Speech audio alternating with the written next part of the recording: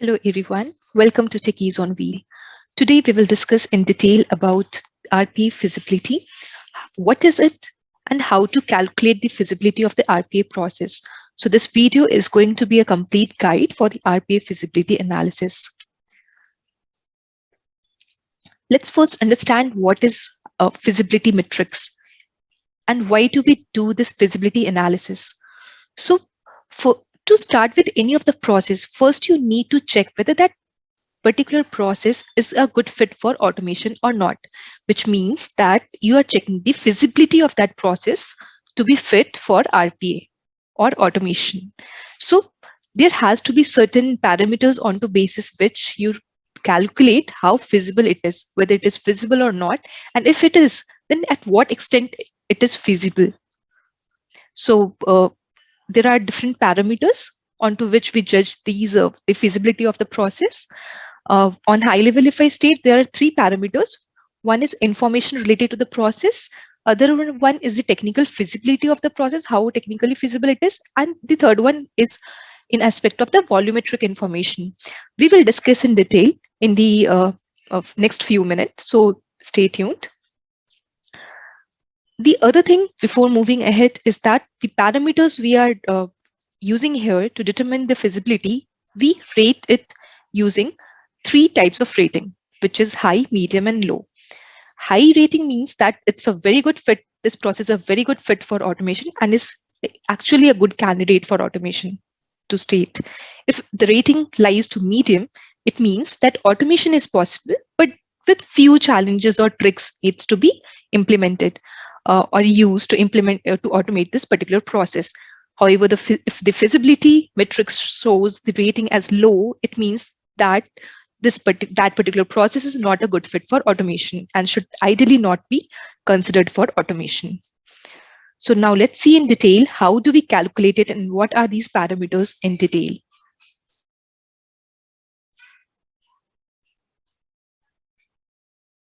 So like I told, there are certain parameters onto which using which we calculate how feasible this particular process is.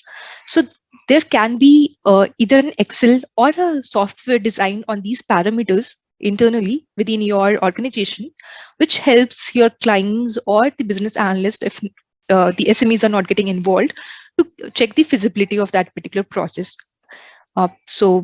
Here, the automation feasibility assessment matrix I'm using is of the reference which I have got from Automation Anywhere website. So I'm using the same for the reference here. Let's get started with what all details you capture here. And then we'll move ahead with the feasibility index and then talking about the parameters and how this is being calculated in background. So the information we capture usually is that what is the business unit we are referring here? What is the vertical which we are looking for the automation? What is the name of the process? And what is the team size, which is the FTE count before the automation of the process? So this is a total team size. Now, the index you see here, the feasibility index.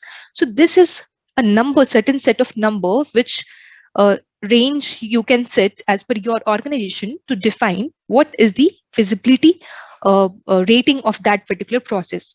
So if I talk about the legends here, so as of now, the one used is that if the score lies between 29 to 35, it means that it's the rating is high and it's a good candidate for automation.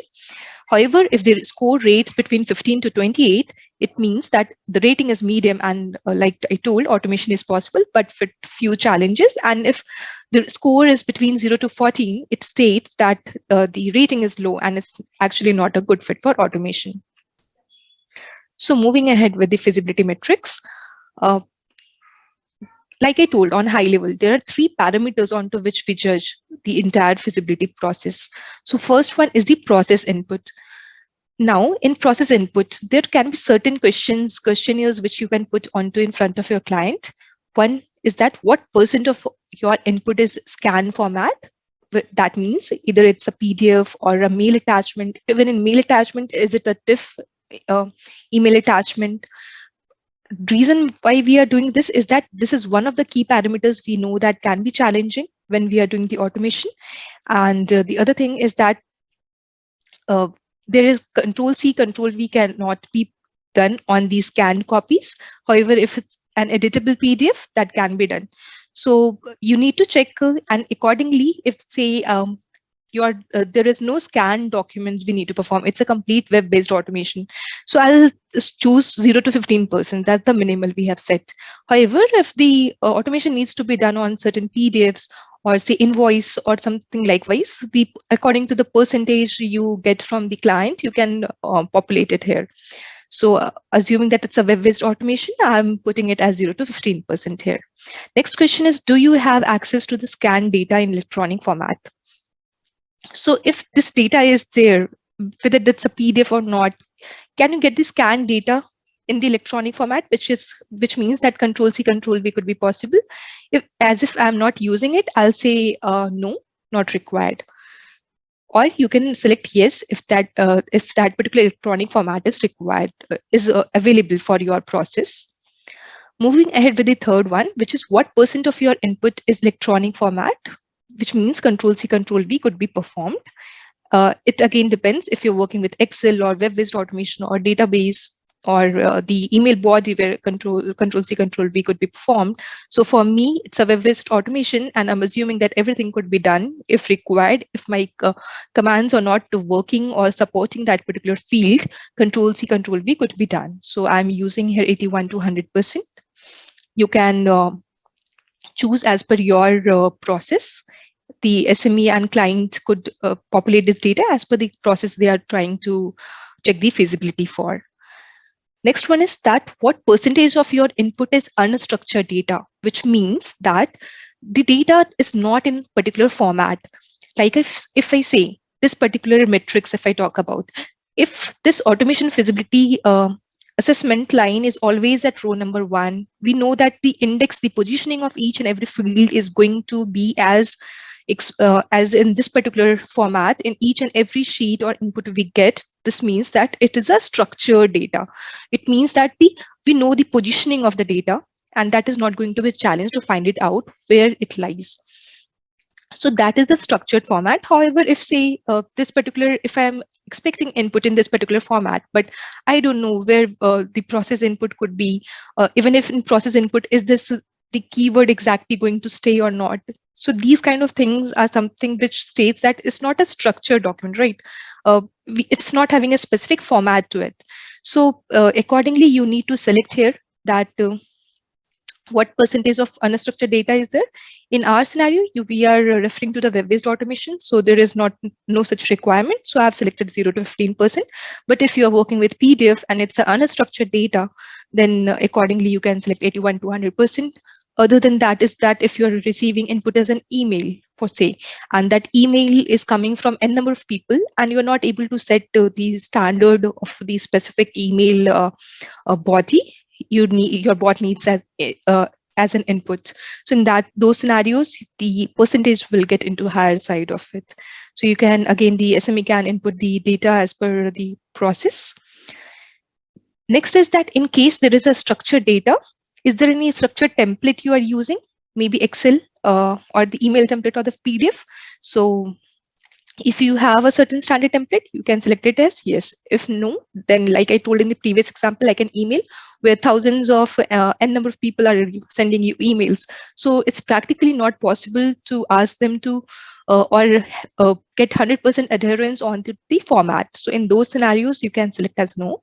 However, if it is a certain set of people only who are sending you data as an input, in those scenarios, you can ask them, or the KPIs could be set around the template of the RPA bot input. And in that scenario, you're going to select yes.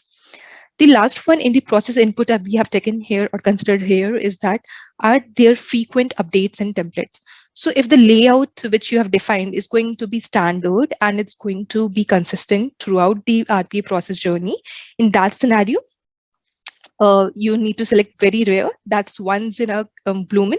And if it's actually going to be consistent throughout, there's no such requirement, then you can select any as well. Or yearly or monthly, quarterly, weekly. So I'll select as very rare here. Because I have selected here the data as yes.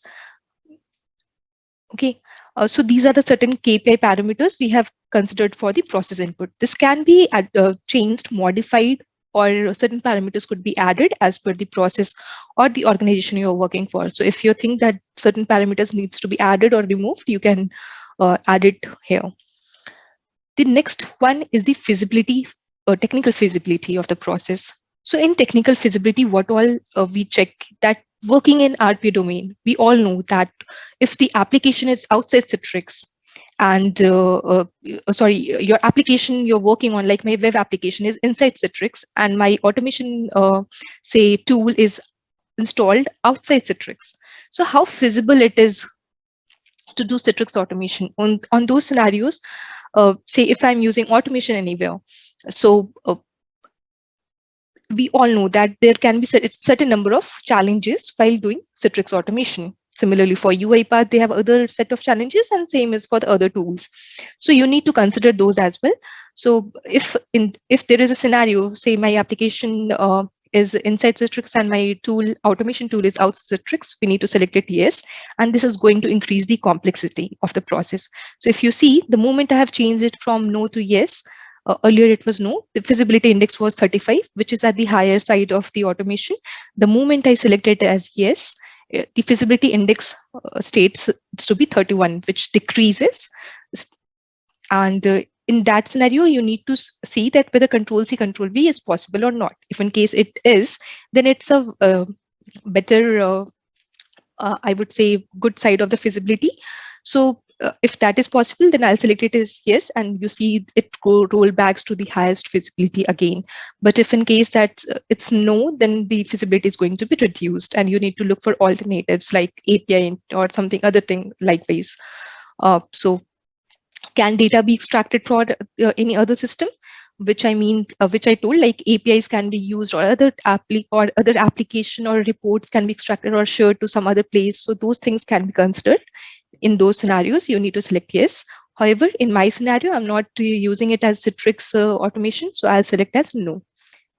So the other is that the process requires human deseasoning or not, and how many human deseasoning is required, like invoice reconciliation. So reconciliation is a very complex process and requires n number of validations to be done.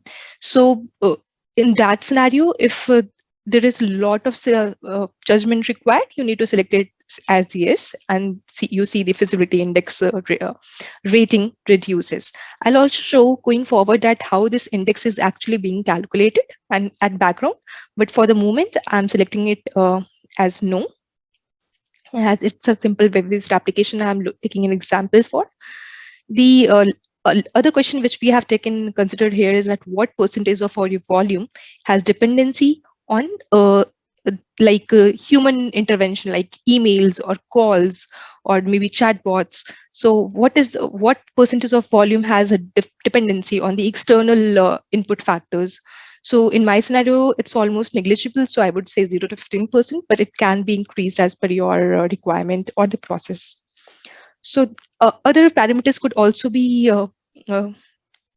added here, like how many fields you are using, how many pages you need to navigate to, how many applications are being involved.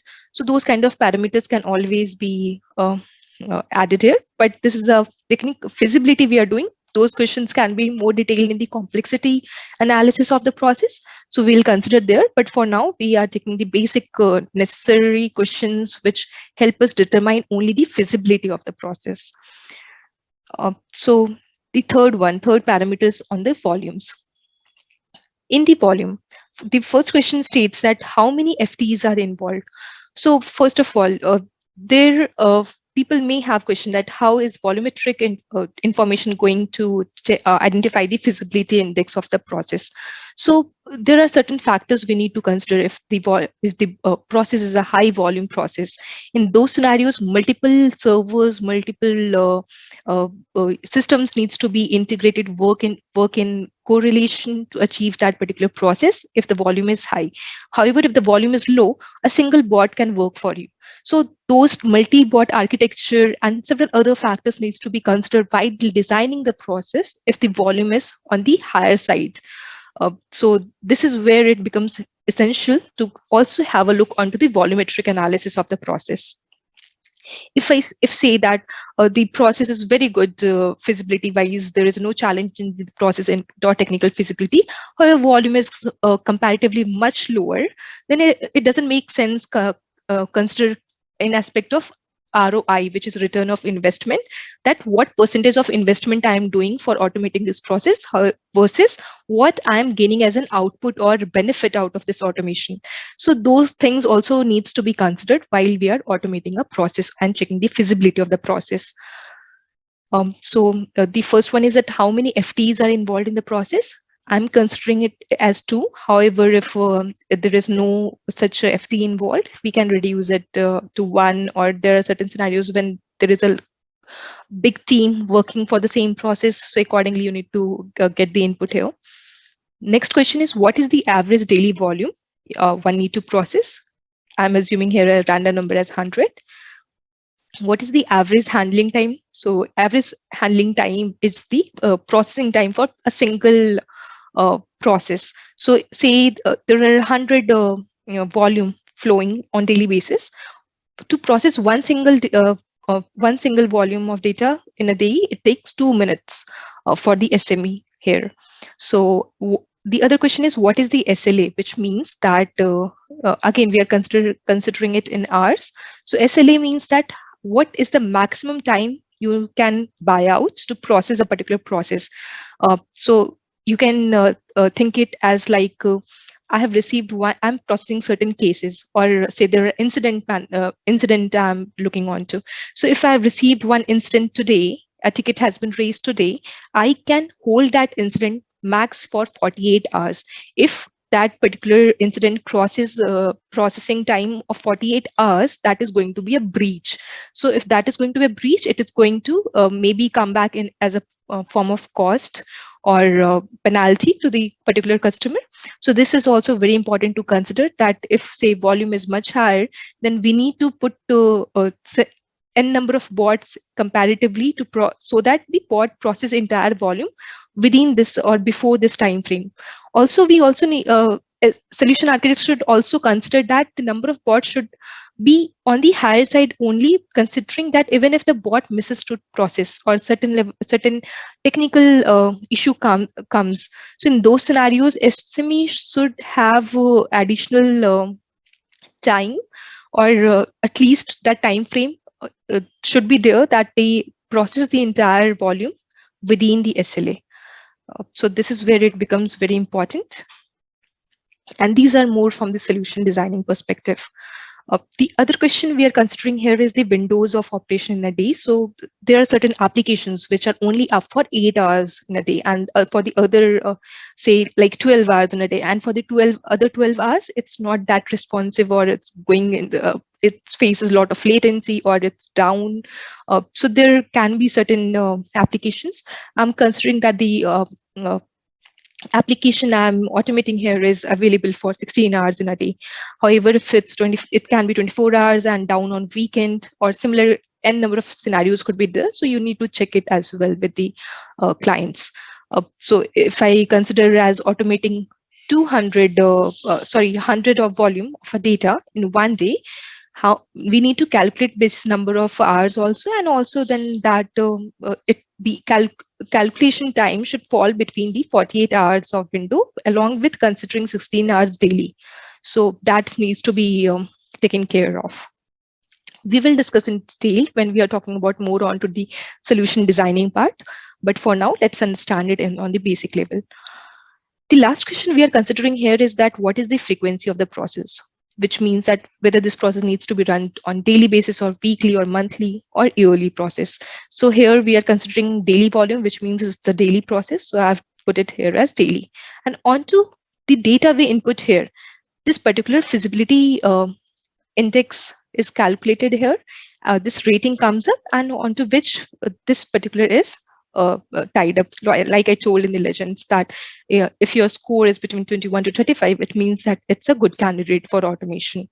So these things needs to be considered. Now moving on to the most important part, that how these calculations are being done, onto which this feasibility index is being calculated.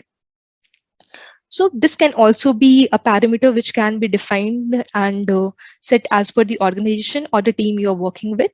For as of now, for the process input, if you see here, so the calculation I have done is that if for 1.1, which was input in scan format, I have defined here is that if it is 0 to 5% and the it is yes, then the rating would be 5. Similarly, it would be 4 if 16 to 30%, and accordingly we have segregated the rating here. And onto which, for calculating all these parameters here, it is falling onto 35 set of total 35 uh, uh, total. So the entire rating is being done on set of 35 count. Accordingly, you can whenever you are doing the changes, you can always have that privilege of doing the calculation or altering the calculation as per your organization or demand. And you can score the branding here, everything as per your requirement, and then the feasibility metrics index will get calculated as per your requirement. So this is a very important part of the RPA process discovery, I would say, because this is the initial which is going to define whether your process is a good fit for automation or not, whether you should move ahead with this process for considering automation, or you should drop it or consider it not as a priority for automation.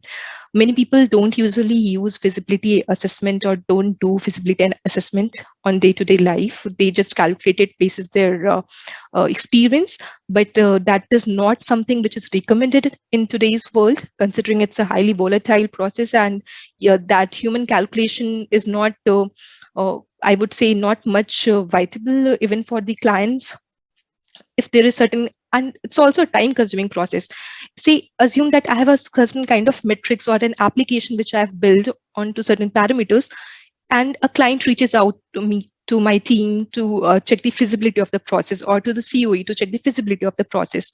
They only need to forward this particular attachment or the link of that particular application to fill to get these details filled by them, and onto the information they input here. You are not even, you don't require even a meeting to be set up to understand the feasibility of the process on high level.